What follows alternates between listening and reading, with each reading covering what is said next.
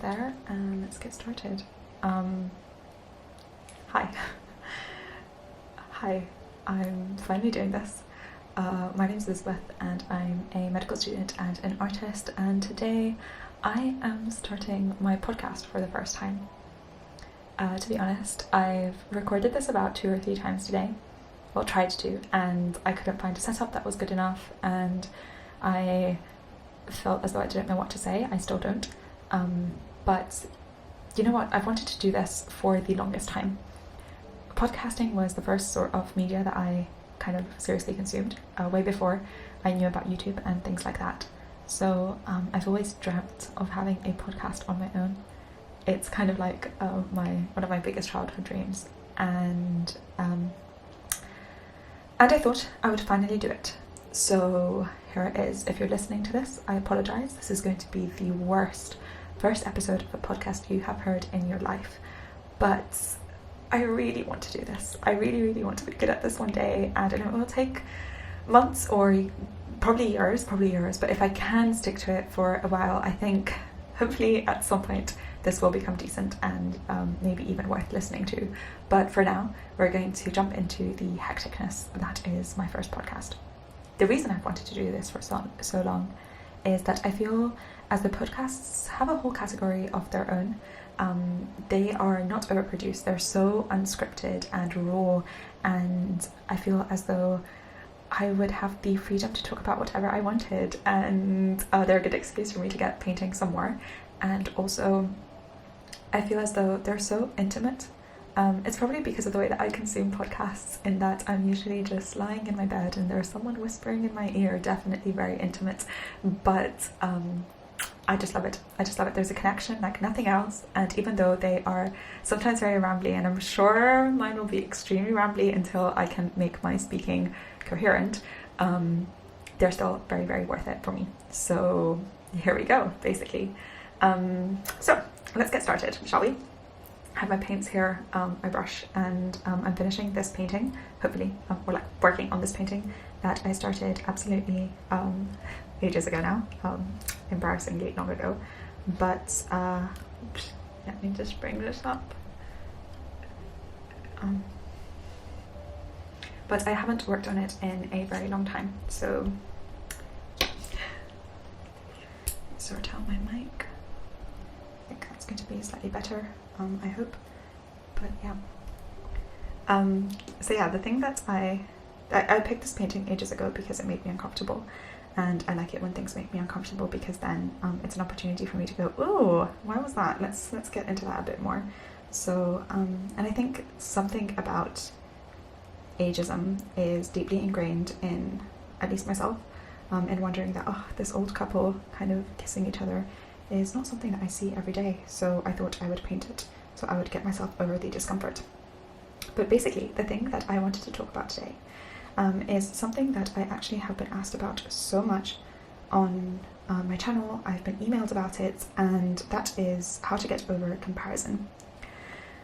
And it's a rare topic that I actually think that I've successfully done myself, in the sense that I've gone from, extreme to extreme, in that I used to be the prime example of someone who suffered immensely due to comparison. Immensely. I will go into how crippling it has been for me in the past, into a state now where I can't remember the last time I genuinely felt bad due to comparison. And very rarely I do get small triggers, but I get over them super, super fast, and it's been definitely a huge journey to get to where I am today. So I thought, let's talk about it in a deeply incoherent way. So yeah, let's get started. Actually, the reason I want to say is that I don't think there's an issue with comparison. I think any issue with comparison is an issue with self-esteem, and I'm kind of going to get into that a bit. So let's start with a big journey of my life, in the sense of where I used to be in the past. I am born into a large family, which is part of an even larger family. So from very early on in life, I had to compete for things such as time of, my parents' affection, or what I kind of interpreted as even competition for my parents' love.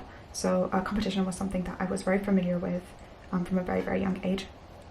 And also when I started to get a bit older, my mum would enroll me in every single possible competition that there was, and I would later enroll myself in every single competition available.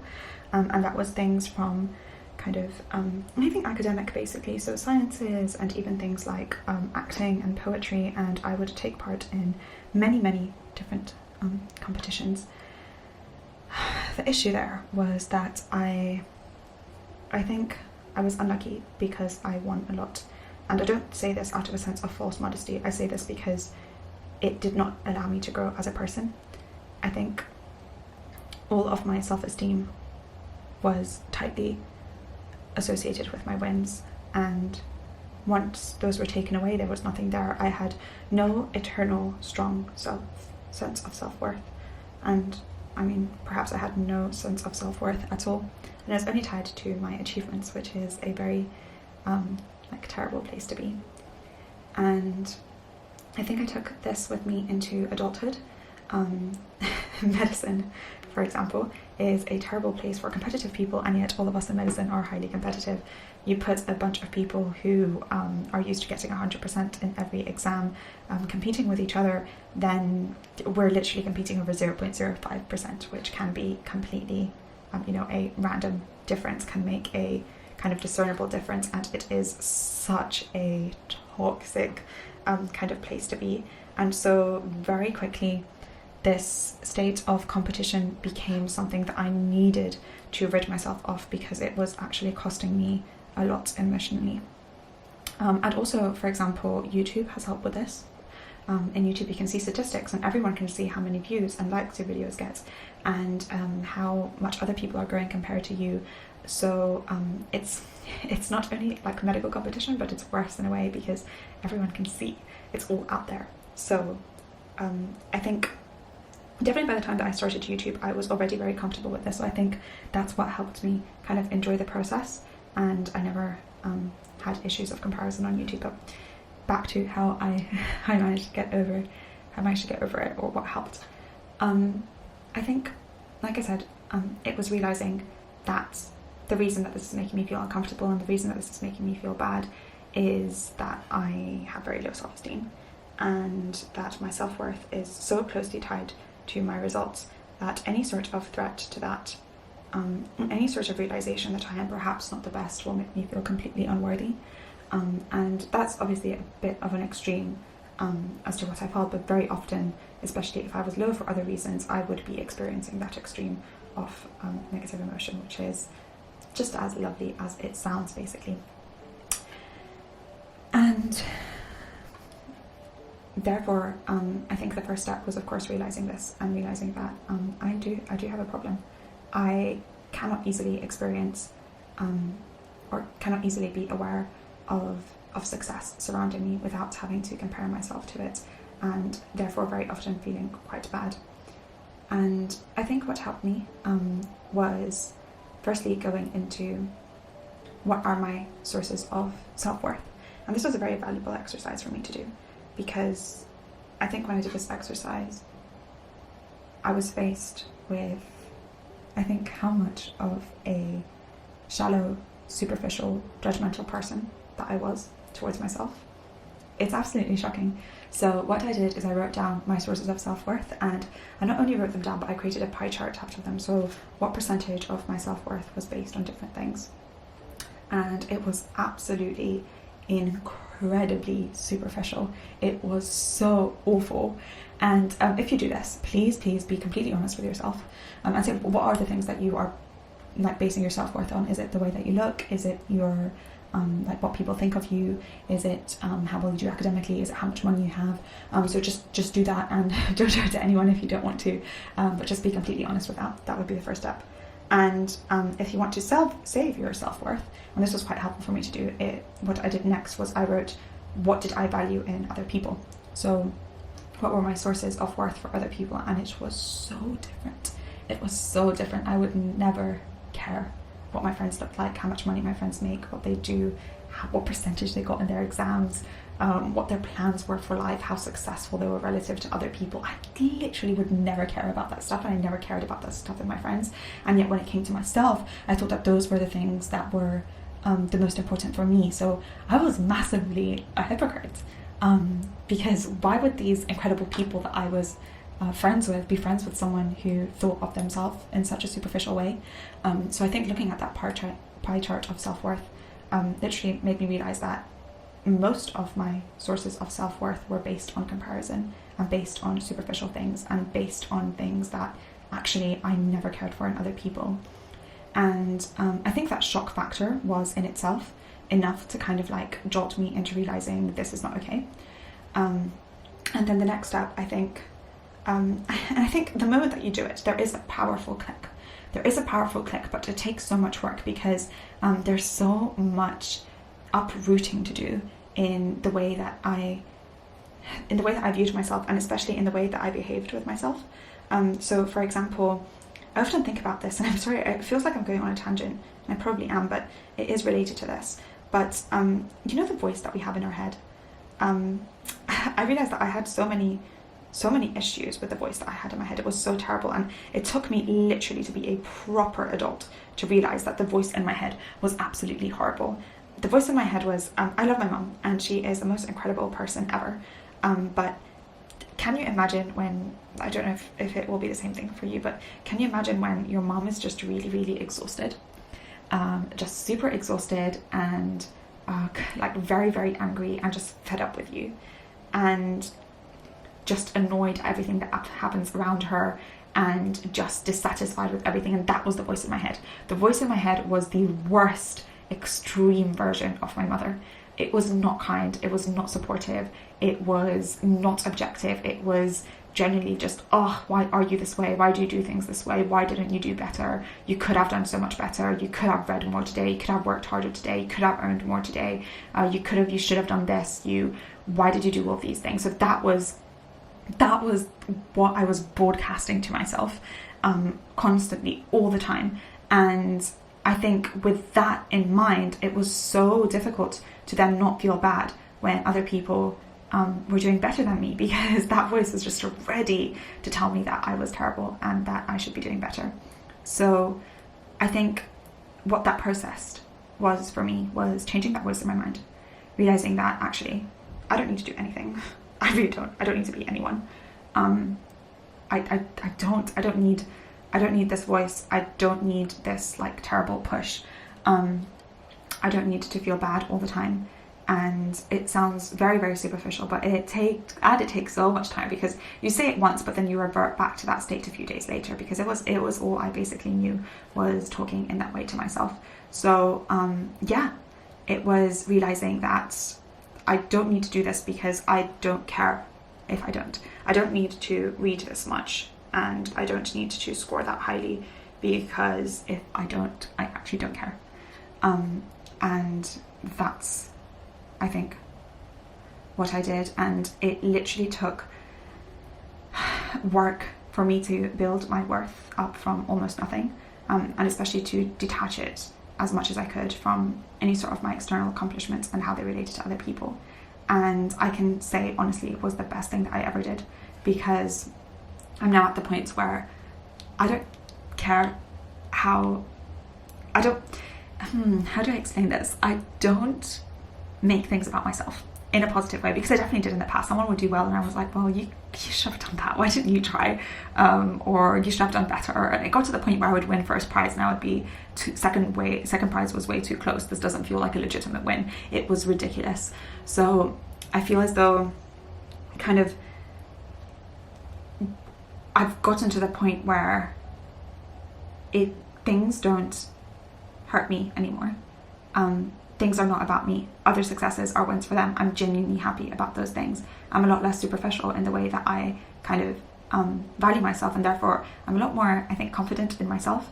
And I think it's that confidence that then makes comparison disappear, because it's not about me anymore. The fact that like 7 is bigger than 5 doesn't mean anything about the 5, and it's nothing negative. It's just a fact of life. And yes, sometimes people do a lot better than me, and that's absolutely great. That is beautiful. That's incredible. It's nothing to do with me. And it's not only in the cases that I don't try, but it's also in the cases that I try. It's absolutely fine. And I think I'm lucky for all the wins that I've had in the past, because it shows me that despite having those wins, I wasn't happy. And now when I don't compete for things and I don't try for things, I'm even like much happier if I do or I don't. And it sounds super cheesy, but realizing that like happiness is internal, because that's what we're talking about in the end of the day, is happiness. So I think if you are struggling with comparison, I don't want to be super mean, but at least for me, I struggled with comparison because I had no self-esteem. I struggled with comparison because I had issues within myself, and it never was about the comparison itself. It was about my self-esteem. It was because other successes were feeling like attacks to me. It was because I did not know how to feel happy and confident away from competition. It was because I did not have an identity that was like separate on my own. My identity was tied to other people because it was tied to winning, and that was so horrible and so toxic.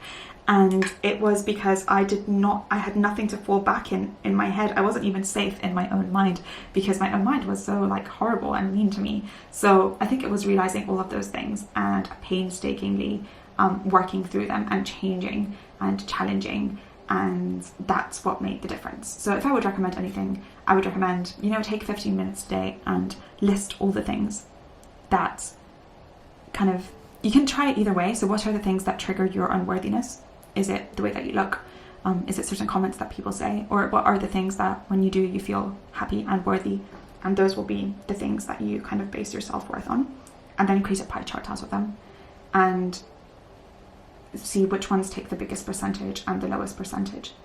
And then see, are you happy with that? Does that make you like proud? Does that make you happy? If someone else were to judge people that way, what would you think of that person? Is it the same as the things that you use to judge other people? Because why should those not be the same? Why should we not kind of judge people the same way that we judge ourselves? There should potentially be no huge difference there, and at least to me there was a huge difference. And then kind of working on, and I think in that way it then becomes a lot easier to not compare yourself to others. And you can do, but it doesn't have an emotional attachment to it. It's like, it's a joke almost, like, yeah, sometimes people do better, great. Sometimes I do better, great. And it's nothing else beyond that, because I feel very secure in who I am and how I feel about myself, and I think that is the most important thing. So if you want comparison to go away, I think it's just a symptom of a deeper rooted issue of lack of confidence, and it's never too early to work on that, and it's kind of a lifelong journey, I'm sure. But I think it's one of the things that has the most knock-off effects on anything else. If you suddenly become secure, it will just make you so much happier in every other way. So yeah, this was a very open conversation. I'm certain I'm going to get a message from my mom telling me off for being so open on the internet. But yeah, let's see how that goes. But I think podcasts are a bit of a safe space. I think it's different. I just justify that to myself in my mind. I think it's a bit different than other videos and other things, although this technically is a video, so ooh. But yeah, if you made it so far, thank you so much for listening, and I would appreciate so much any sort of feedback or advice or feelings you had on this, if you have seconds to spare. If not, absolutely no worries. But yeah, that's me. I actually finished this. Wow, not the painting, but yeah. Also, if you would like me to talk about anything else, I would very much appreciate some prompts, because I think that will definitely make this whole thing a lot easier. And I'm going to stop right here, and yeah, and see you all soon on YouTube or here. Bye.